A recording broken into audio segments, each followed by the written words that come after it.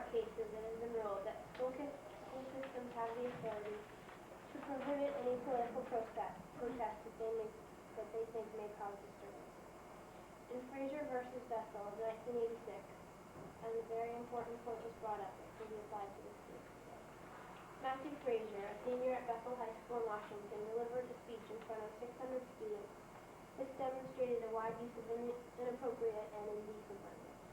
The Supreme Court reversed the decisions of the Federal District Court and the Court of Appeals on the grounds that the speech was offensively lewd and indecent, as well as it was disruptive to the educational process.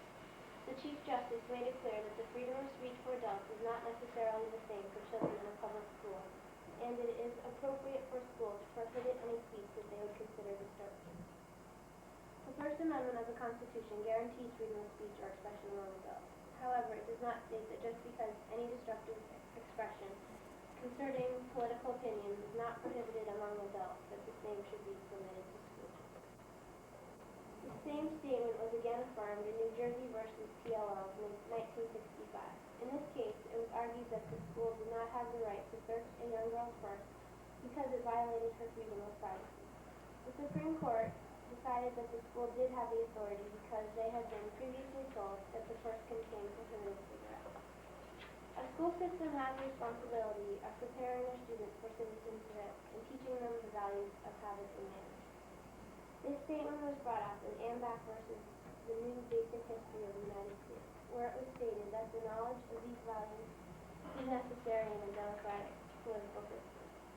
These values also must include the tolerance of political and religious views, as long as the sensibility... Excuse me, before the wearing of the black armband, was there any other types of expressive speech allowed by the school in response to the Vietnam War?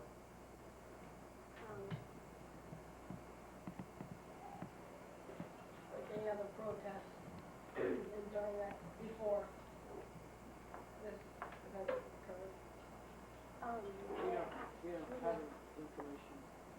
What was it about the black armbands that the school being so serious that they'd be willing to suspend students? Because it was, we thought it would be disturbing the other students' rights. How would it be disturbing the other students just because we were on black armbands? Because it may cause disturbance and interfere with their... Other students may be offended. How do the rights of the other students, who may have different political opinions, outweigh those of the Tinker children? In numbers, there are a great many more other students than the two Tinker children. And if So you expect us to believe that the rights of the other hundreds of children, maybe not of all who even disagree with the Tinker children, the right not to be offended, outweighs that of the constitutional right of the Tinker children to express their First Amendment rights? yes,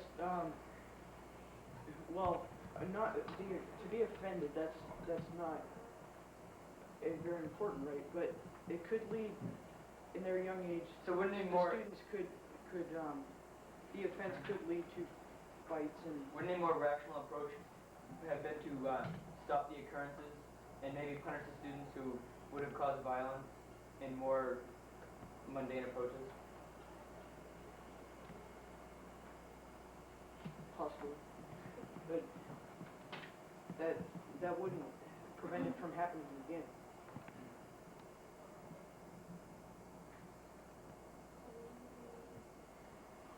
In the most heated political arguments, consideration of other participants and the audience is always taken into consideration. In creating the rule for no armbands in the Des Moines Public School, the administration was not only thinking of the disruption it might cause, but also the interference with the rights of others not to be disturbed.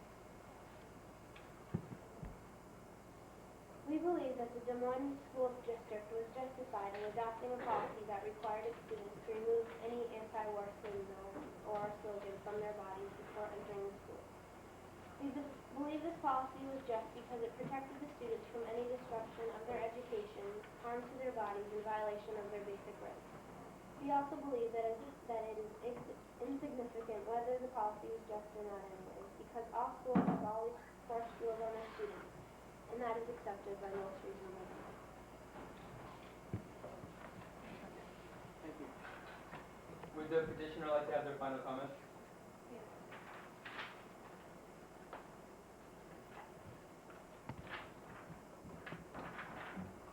The Tinker vs. Des Moines case is yet another example of the freedom of speech or expression. Cases challenging the First Amendment have ranged from censorship to flag burning. The First Amendment states that Congress has no right to make laws abridging the freedom of speech. The school system is given certain disciplinary Excuse me. rights. Was it Congress or the principal who made the law? It was the principal, but there is no law giving him the right to make, because Congress is in charge of making the law. Does the, So what does that have to do with this case? If Congress didn't make the law, then why are you stating that? And the principal is not given the right to follow through with the law that's not existing. isn't it true that the school has different rights, different privileges than that the Constitution would normally allow? It's not stated anywhere in the Constitution that says.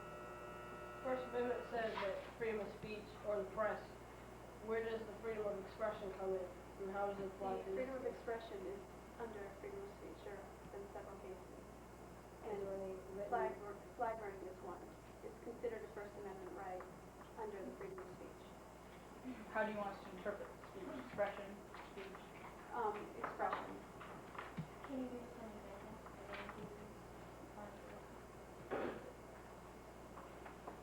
these? Well, one specific one is Gregory Lee Johnson versus Texas, which dealt with the idea of flag burning, in which symbolic speech was interpreted as any way of conveying an idea or opinion that you hold. And another example of one is Virginia Board of Education versus Barnett, in which it was suggested that the furthering this interest by curtailing speech was impermissible, meaning that infringing on the right of someone speaking freely should not be allowed, even in a school business. How does this relate to inside the school?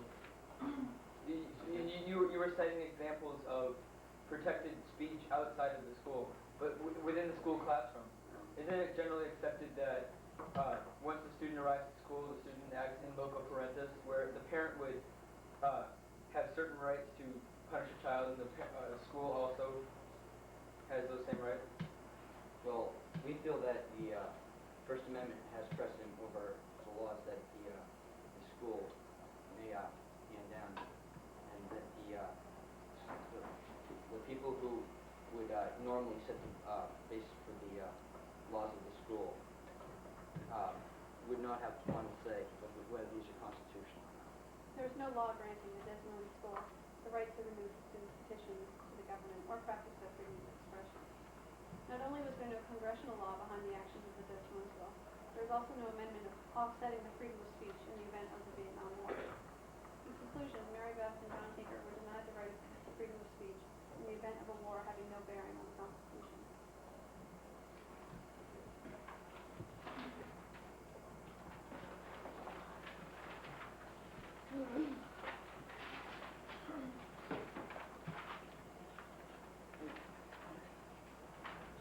The petitioners stress that,